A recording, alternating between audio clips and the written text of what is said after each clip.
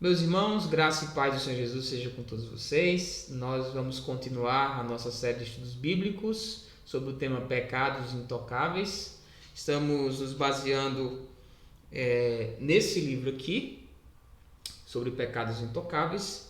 Na quarta-feira passada nós vimos sobre o pecado do orgulho e vimos que o pecado do orgulho ele tem várias facetas nas quais ele se manifesta.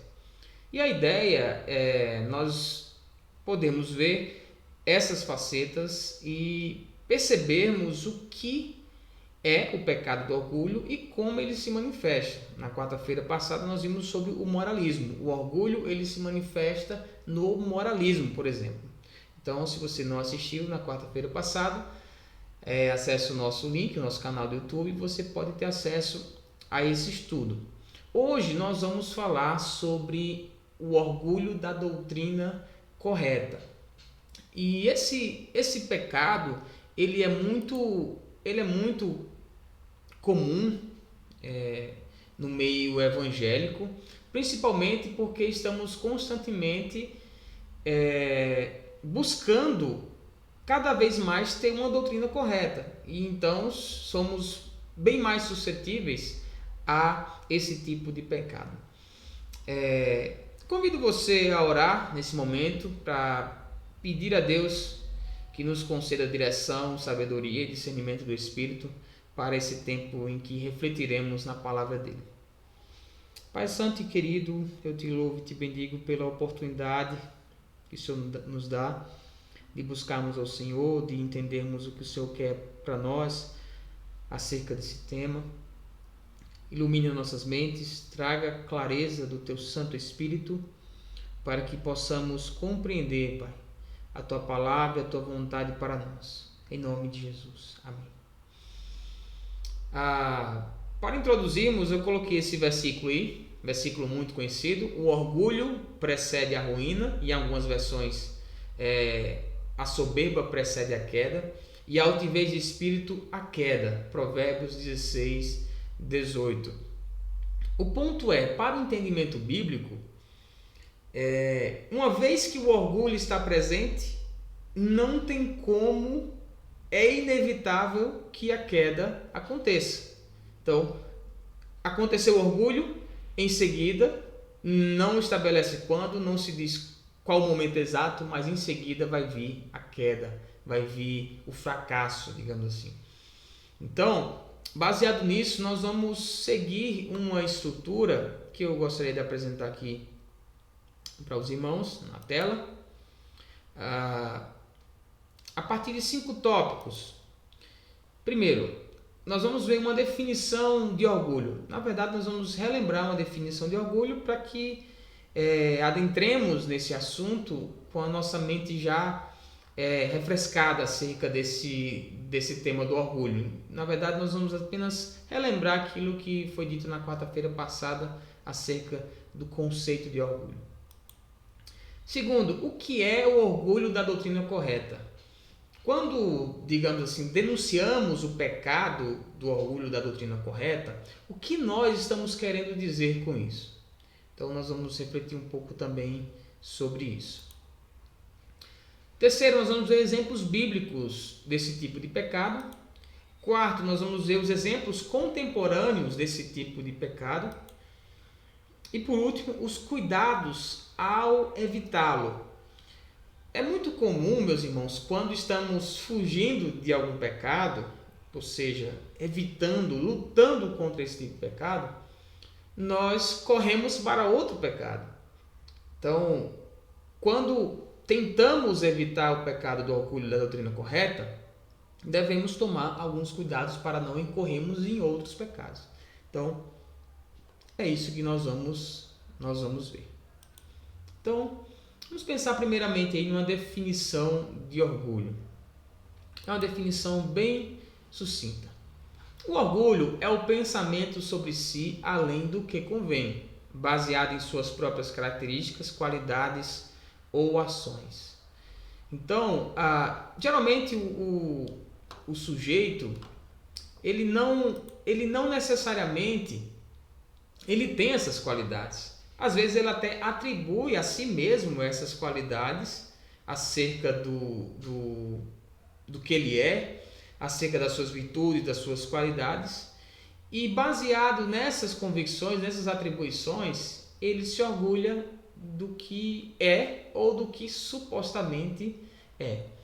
A consequência disso é algo muito drástico, é algo muito ruim para os relacionamentos, porque a pessoa orgulhosa, ou quando cultivamos esse orgulho no coração, ou qualquer outro tipo de orgulho, a nossa relação com os outros que pensam diferente, ela passa a ser prejudicada.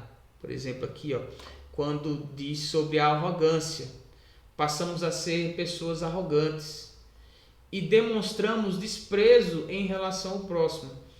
Essa demonstração de desprezo, ela se dá porque achamos que estamos certos no nosso pensamento e o outro é que está errado. E não necessariamente isso acontece. O outro está errado e a gente está certo. Às vezes é a nossa pretensão de estarmos certos, enquanto que o outro é quem está verdadeiramente certo, né? Então, essa é a definição de orgulho. Você pode dar uma pesquisada numa definição mais ampla de orgulho, mas a ideia é tratarmos o orgulho como pecado. Não tratarmos o orgulho como amor próprio ou qualquer outra definição mais sutil e distante da condição de pecado. Tratemos o pecado como algo que ofende a Deus e algo que prejudica e traz consequências danosas aos nossos relacionamentos. Então, passando aqui, o que é o orgulho da doutrina correta? O que estamos pensando quando dizemos e denunciamos esse pecado? Nós estamos pensando que o orgulho da doutrina correta é a presunção de que minhas crenças doutrinárias, sejam quais forem, estão corretas e de que quem não pensa igual a mim é teologicamente inferior.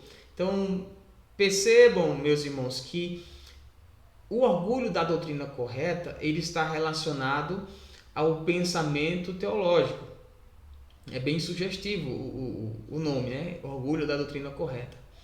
Mas esse tipo de comportamento, eu presumo que minhas crenças doutrinárias, aí sejam quais forem, nós vamos ver exemplos contemporâneos disso, elas são as doutrinas corretas. Quem pensa igual está errado, é inferior, é desqualificado, é às vezes cancelado do meu meio social, do meu meio de interação e meio da minha discussão teológica, porque ele pensa diferente. E esse pensamento diferente o desqualifica para qualquer tipo de debate e discussão acerca dos temas teológicos. A consequência disso é que as pessoas passam a olhar com altivez e arrogância para quem tem uma teologia diferente da dela. Os que pensam diferente serão consequentemente tratados como inferiores. E percebo que esse orgulho da teologia ou da doutrina correta é um tipo de pecado que não se restringe a nós mesmos. Nós não ficamos, por exemplo, com esse pecado para nós mesmos. Ele acaba sendo impactante nos nossos relacionamentos com quem pensa diferente de nós. Então, qualquer presunção de que as minhas doutrinas e as minhas crenças são superiores, eu posso estar incorrendo em um pecado de orgulho da doutrina correta, como é a definição aqui do autor desse livro.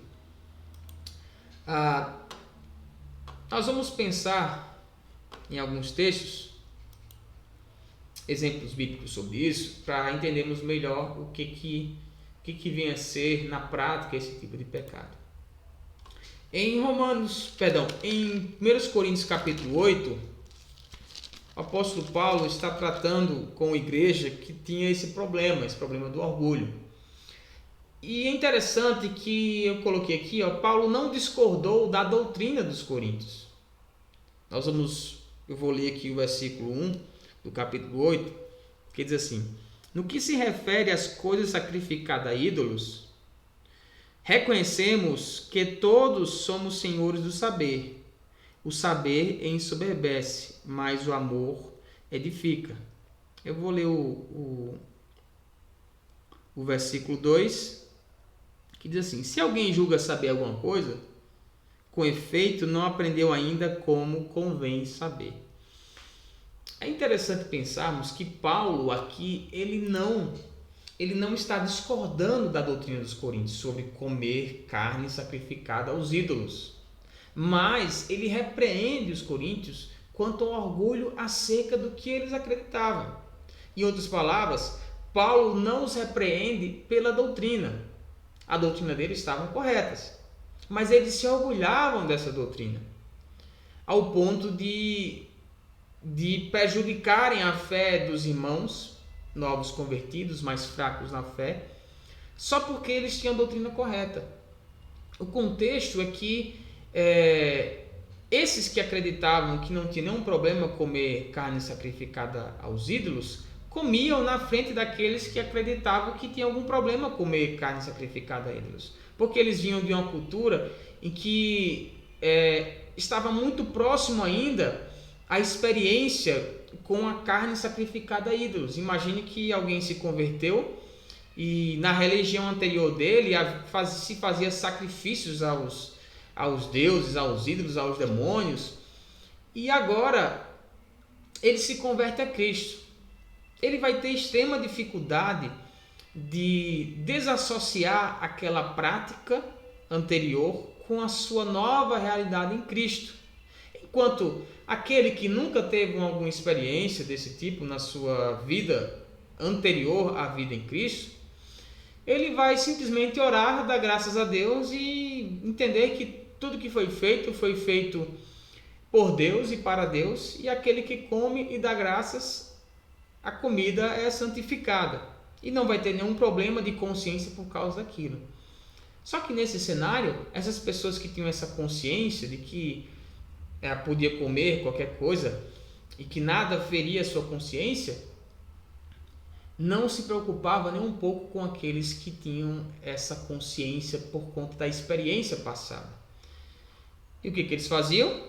Eles não estavam nem aí e se orgulhavam de conhecer melhor a doutrina do que os outros, e com isso Paulo os repreende ali, dizendo que o saber ensoberbece, mas o amor edifica. E dizendo também no versículo 2 do capítulo 8, que se alguém julga saber alguma coisa, com efeito não aprendeu ainda como convém saber, nos indicando que não devemos simplesmente conhecer as doutrinas, mas saber também se relacionar com essas doutrinas e como viver essas doutrinas, para que não incorramos assim no pecado do orgulho doutrinário. Essas pessoas, ainda aqui em Corinto, se julgavam saber alguma coisa, e Paulo diz: olha, vocês ainda não aprenderam como convém saber. Não é simplesmente saber, existe uma maneira pela qual devemos saber para que possamos saber corretamente. Porque só saber não significa tudo. Significa também o que eu faço com esse conhecimento. Essas pessoas de Corinto estavam usando para o orgulho, para considerar os outros inferiores a eles. Mas ainda aqui, outro texto, em Romanos capítulo 2,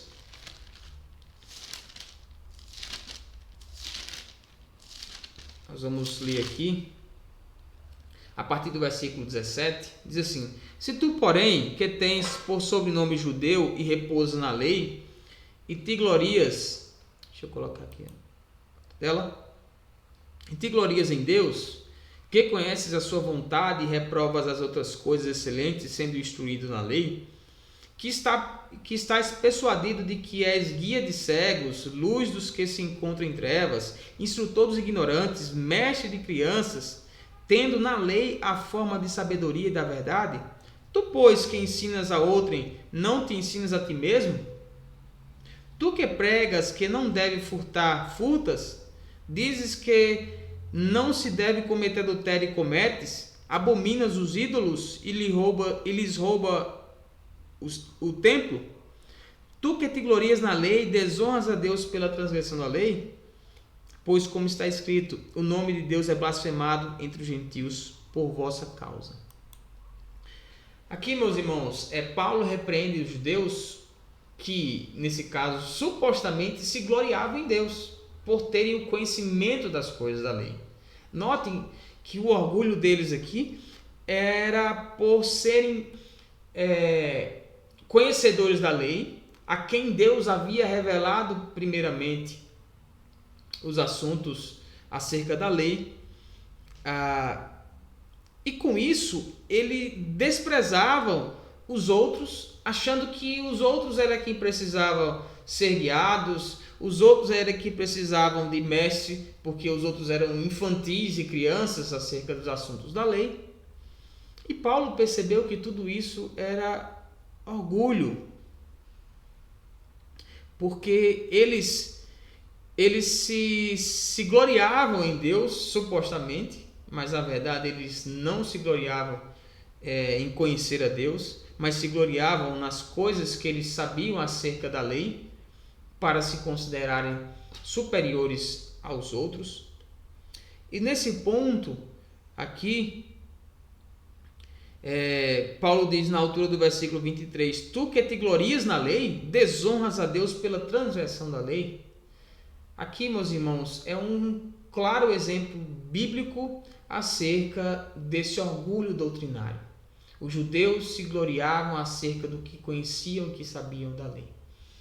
E, às vezes, nós também agimos dessa mesma forma, nos gloriando acerca do que sabemos das doutrinas, do que entendemos acerca de Deus e às vezes do que experimentamos de Deus. Nos orgulhamos, no sentido negativo, ruim e pecaminoso, das experiências que temos com Deus, para podermos considerar os outros como cegos, como crianças que precisam de mestres, e nós como mestres e guias para esses cegos. E como é que isso acontece? Eu vou passar aqui para vermos outros exemplos, que são os exemplos contemporâneos, e certamente os irmãos lembrarão de outros exemplos, mas só para a gente ver aqui, exemplos contemporâneos. Eu coloquei aqui o seguinte: há muitas pessoas que se consideram superiores às outras por serem calvinistas ou arminianas, dispensacionalistas ou aliancistas, credobatistas ou pedobatistas, pentecostais ou, entre aspas, tradicionais, continuistas ou cessacionistas e etc. Então, esse debate, meus irmãos, é um debate muito atual. São exemplos contemporâneos desse pecado do orgulho, da doutrina correta. Aqueles que têm uma doutrina calvinista acerca da salvação vão dar uma posição acerca da perca da salvação ou não, quanto que os arminianos vão dizer da mesma forma, só que de um outro ponto de vista. Os calvinistas vão dizer que se Deus... Isso é apenas um resumo, apenas um dos pontos que eu estou usando como exemplo para nós diferenciarmos. Os calvinistas vão dizer que uma vez salvo, você sempre será salvo, porque Deus é quem garante a sua salvação. O sacrifício de Jesus na cruz é um sacrifício eterno e não há nada que anule esse sacrifício. Enquanto que os arminianos vão dizer que a salvação é passível de ser perdida, porque depende do homem permanecer ou não nessa salvação. Enquanto que os calvinistas vão dizer, olha, Deus o fará permanecer nessa salvação. E aí fica essa discussão, essa guerra de pontos de vista teológicos que leva pessoas a se orgulharem do que creem. Seja os arminianos se orgulhando da doutrina correta, seja os calvinistas. Aí entram os dispensacionalistas e os aliancistas. Aqueles que acham que, por exemplo, pegar um exemplo bem característico do dispensacionalismo, é pensar que entre Israel e a igreja há uma clara distinção. O povo de Deus do Antigo Testamento é Israel, o povo de Deus do Novo Testamento é a igreja. Já os aliancistas, eles vão trabalhar numa perspectiva de que Deus tem uma aliança com o povo dele. E esse povo do Antigo Testamento é o povo de Israel, que continua no Novo Testamento com a igreja de Deus. Em outras palavras, Deus só tem um povo, não há um Israel e a igreja. Então, mais uma vez, se tem um debate acerca disso, e aqueles que defendem o dispensacionalismo vão, não são todos, obviamente, são aqueles que incorrem nesse pecado da doutrina correta, vão se orgulhar de terem a verdade sobre esse assunto. E os aliancistas que incorrem nesse orgulho, nesse pecado, vão pensar da mesma forma. Então, note aqui, meus irmãos, que não há, na prática desse pecado, quem está mais certo ou quem está mais errado. O pecado pode estar tanto no que, no meu ponto de vista, tem a doutrina correta, quanto naquele que, no meu ponto de vista, tem a doutrina errada. O orgulho, ele independe da sua posição teológica. Mesmo que você tenha a convicção de que o seu ponto de vista é certo, se você partir para um posicionamento orgulhoso, ao ponto de desqualificar o outro, desprezar o outro porque ele pensa diferente, você incorrerá nesse tipo de pecado. Aí nós temos aqui, vou colocar aqui para os irmãos se lembrarem, o credobatista e o pedobatista. É aquele que o pedobatista vem daqueles que batizam crianças, e o credobatista é aquele que não batiza criança, em outras palavras, né? Aqueles que batizam crianças vão dar os seus argumentos acerca do que creem, vão defender que é assim, porque a Bíblia ensina assim e é desse jeito. Não são todos que creem dessa forma que são orgulhosos disso, que se orgulham pecaminosamente disso. Como também não são todos que são credobatistas que se orgulham desse tipo de convicção doutrinária. O próximo aqui são os pentecostais tradicionais. Aqueles que são, por exemplo, os pentecostais, não são todos, mais uma vez, mas aqueles que incorrem nesse pecado de orgulho vão achar que a sua experiência, a sua maneira cristã de ser é uma maneira mais superior, mais santa, mais próxima de Deus, enquanto que os tradicionais são aqueles que são frios, gelados, não tem fervor, não tem vida, é uma coisa morta na sua adoração. A verdade, meus irmãos, é que, sem entrar no mérito de que quem está certo ou quem está errado, esse pecado pode estar no coração tanto dos pentecostais quanto dos tradicionais. E por último, aí, os continuistas e os cessacionistas são aqueles que acreditam, por exemplo, na continuidade das manifestações dos dons carismáticos, por exemplo, o profetizar, o falar em línguas, o cura e manifestações sobrenaturais. Eles acreditam que esses dons continuam. E aqueles que acreditam que, por uma razão desconhecida, e alguns até afirmam que razão é essa, Deus decidiu que esses dons não continuariam, porque eles já cumpriram a sua função dentro do plano da história de Deus. Eles tiveram a sua função na época da revelação bíblica, por exemplo, e agora Deus não precisa mais, digamos assim, desses dons de uma forma continuada.